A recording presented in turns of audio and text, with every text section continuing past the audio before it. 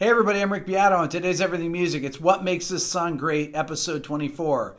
The band is Train and the song is Drops of Jupiter. It's coming up next.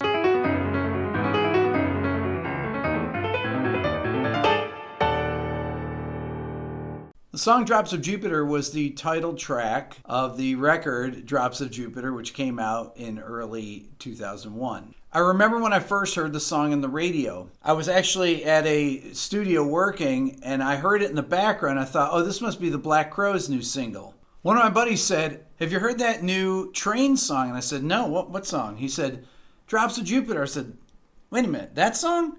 I thought that was the Black Crowes. He goes, no, man, it's Train. It does sound a lot like the Black Crowes. I thought, man, that's Chris Robinson singing.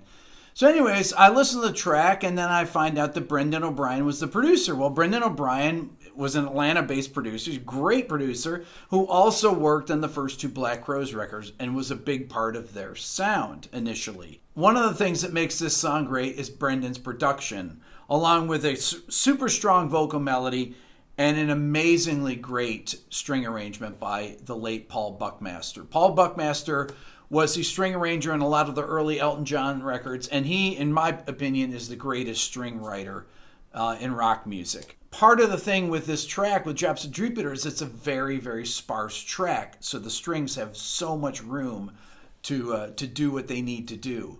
So let's begin by talking about the piano part. Now, the piano was played by the great Chuck Leavell of Allman Brothers fame and Rolling Stones, who's been on a million records and is a great, great session player. Brendan, I imagine, called him because he said, we got to get a pro on this. You can tell that they pulled out all the stops, getting Paul Buckmaster on and getting a guy like Chuck Leavell to come in and play piano. So let's check out the opening piano riff.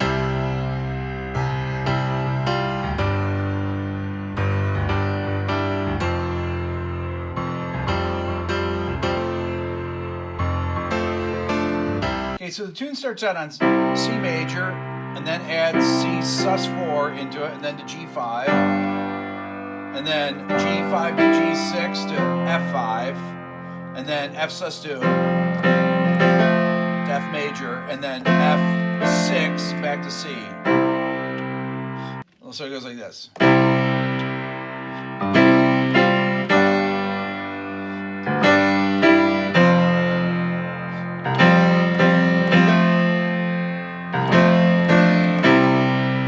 The other part that comes in with the piano is the B3, and it's really a nice part. It's very Zeppelin kind of sound.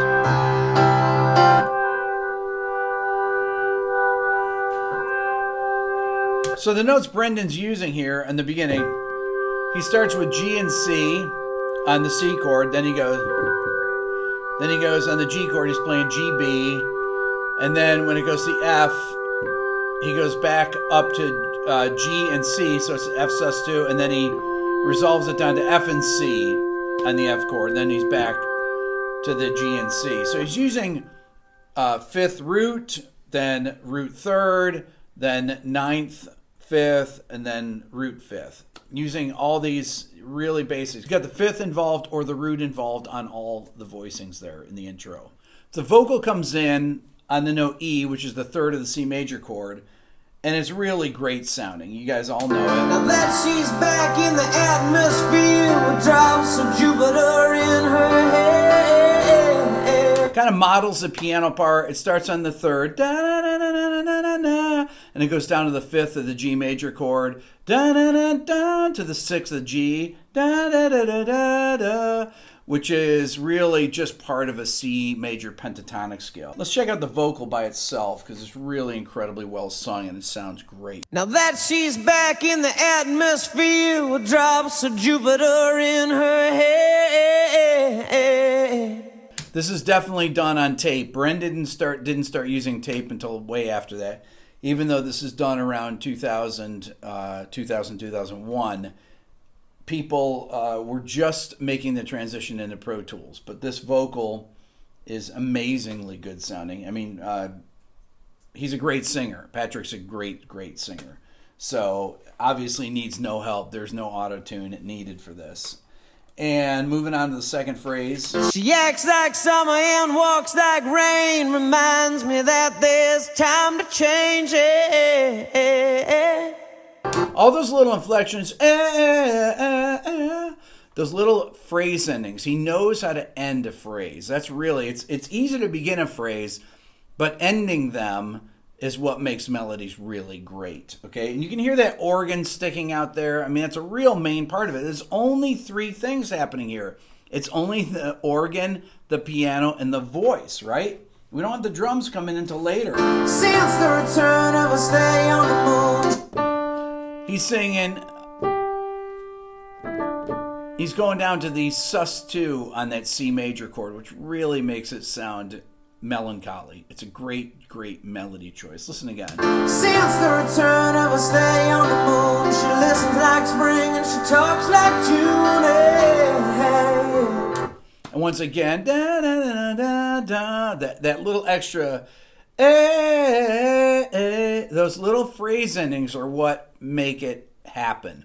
But that sus2 in the melody. Since the return of a stay on the moon, she listens like spring and she talks. That's what makes the tune right there. Those things, those are the things that you hear over and over. That makes you want to listen to the song. You can hate Train, but you hear that and you go, man, that's a good melody. But that is indisputably a great melody. We move on here. Tell me. And then we're into the chorus, right? And the chorus is a little bit of a different set of chord changes. But tell me, did you sail across the sun?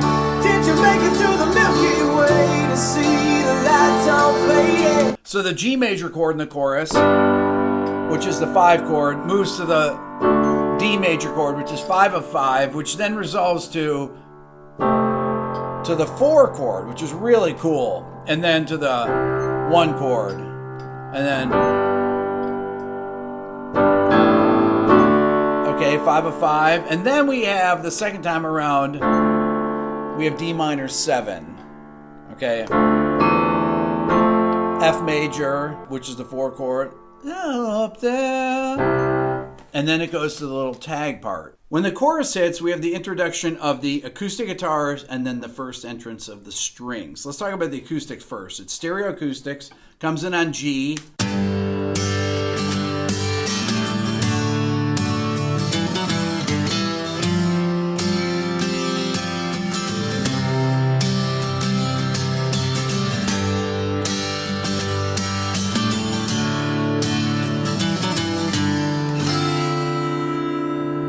And it ends on a little D minor 9 chord, but starts G major. Then there's a single note line. And then it goes to F sus2 to C.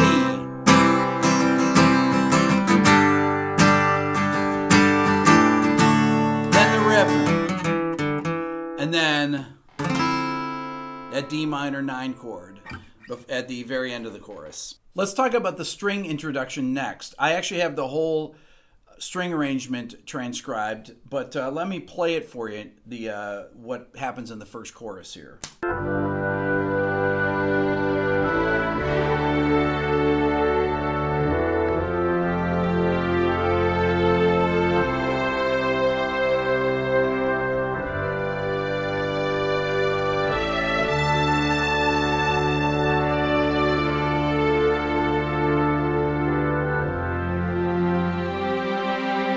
Then we have the tag section where the drums enter. Check it out. Yourself out there. And really the strings take the lead there. Let's check out what they're playing.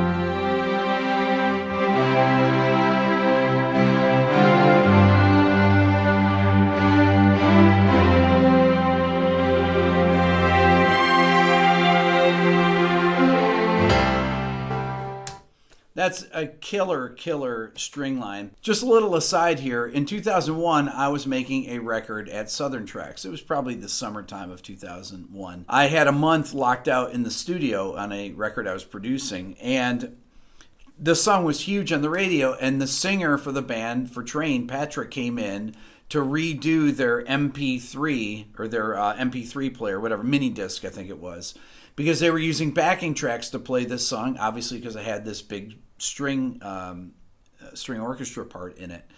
And so he came in for a whole day while they rearranged it. And before he got there, I went with the head engineer Carl up, and he was playing me these tracks. And I was really blown away by them. I couldn't believe the string parts, the organ parts, the vocal take. And I begged him to give me a copy of it, which he said, of course, I can't give you a copy of this. So I'm glad I was able to actually find this years and years later, because it's incredibly instructive, especially to people out there. The string part alone is really instructive now that Paul Buckmaster's not with us anymore, to actually learn the kind of techniques that he used to write over very simple chord progressions like this. Let's check out the chorus. I'm going to play just the lead vocal and piano and talk about some of the notes used and why it makes it really great. But tell me, did you sail across the sun? Did you make it to the Milky Way to see the lights of... Okay, so first of all, we have some unusual notes. He's bouncing around. He's going that sixth on the G chord, then back up to the root. Does the sixth on the F chord, goes up to the major seventh, down to the fifth. On the C chord, he uses the suspended 2, or the second of there, because it really gives you that kind of melancholy feel. And then the second half of the chorus. Tell me, did you fall for a shooting star?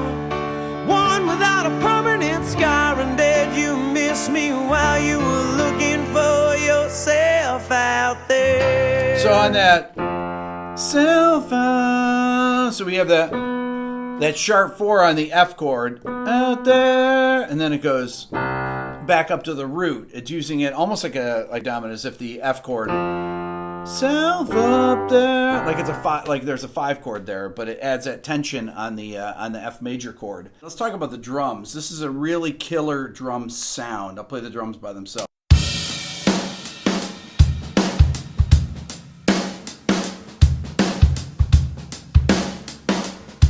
Now, it's a shuffle, obviously, and that's a really classic Brendan O'Brien drum sound. Actually, Nick DiDia was the engineer on this, and was Brendan's engineer for pretty much most of his career. And these drum sounds that Nick got and the mix that Brendan did are amazing. Super roomy drums. Southern Tracks had a big live room that they would typically put the drums coming out of this drum booth kind of leading out into this big room, and have the room mics there. And Brendan would compress those room mics and get that sound. One of the things that happens in here that Brendan does a lot is he uses a shaker when he's got a shuffle feel. You'll hear it. This is shaker and tambourine. Check this out.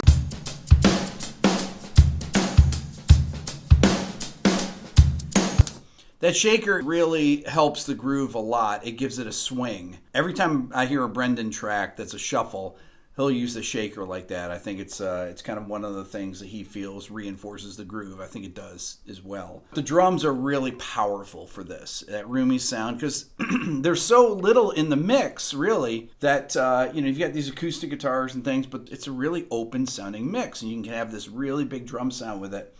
Also, we have the bass that enters. Bass enters a little bit earlier, but the bass comes in with the drums. So let's play the bass and drums together here. So here's the bass and drums.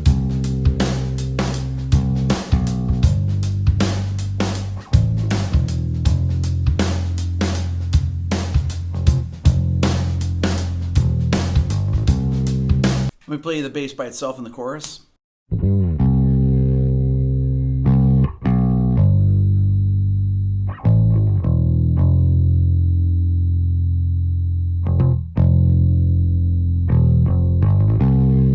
It's got a lot of grit on it. It sounds like a B15, maybe a P bass with pretty dead strings and a B15, something like that, some type of Ampeg.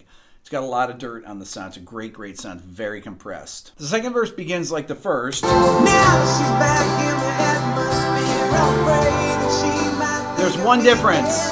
Plain old Jane told a story about a man. He's singing the flat 7 on the F major chord, so making it an F dominant 7th chord. Yet in the strings, there's a sharp 4 that goes past it. So let me play you. I'm actually going to play you the entire verse 2 string part to check out, along with the analysis. It's really a great, great part. Here's the verse 2 strings by themselves.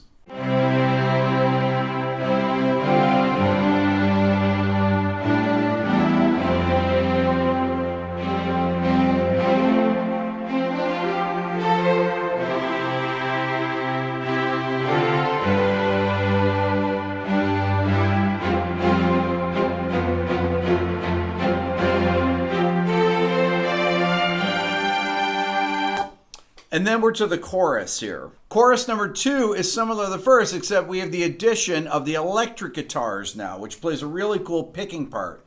Check out the left and right guitars here by themselves.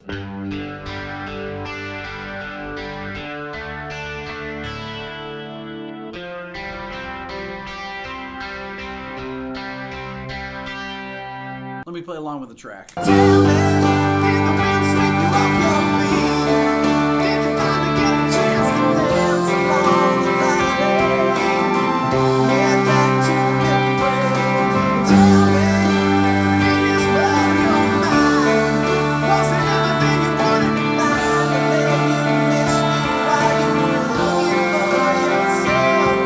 In the bridge section, there's a new guitar riff. Check it out.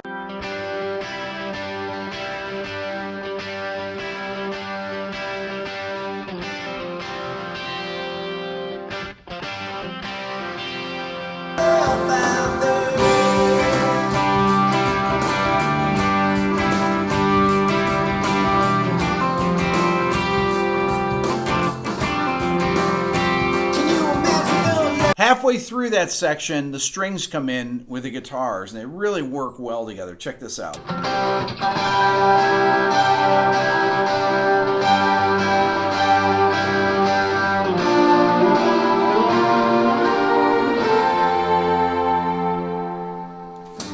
I'm going to play the strings by themselves here in this section. I think it's really, really cool.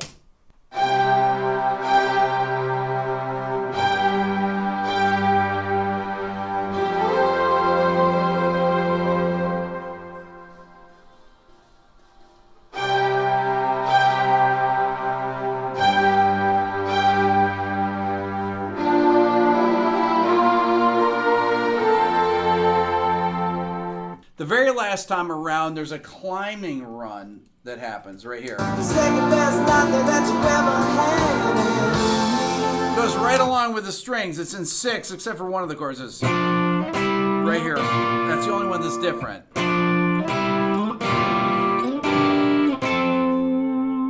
Let's check it out with the strings.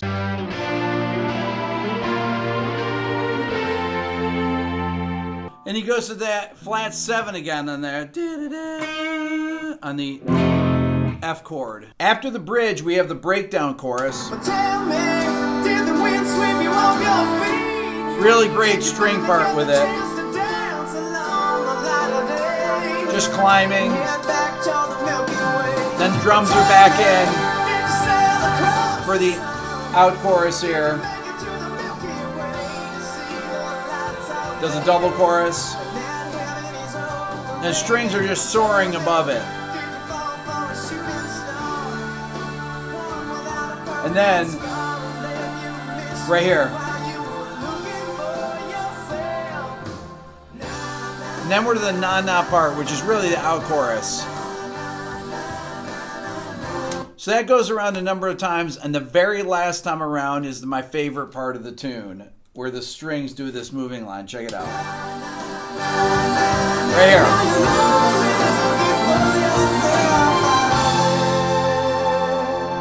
Check it out by itself.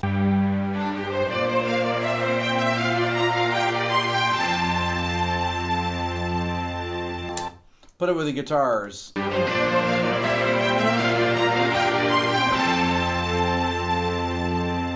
That's just perfect writing and arranging right there. That's all for now. Please subscribe here to my Everything Music YouTube channel. If you're interested in the Beato book, go to my website at www.rickbeato.com. Also, sign up for my mailing list on my website. That's all for now. Thanks for watching.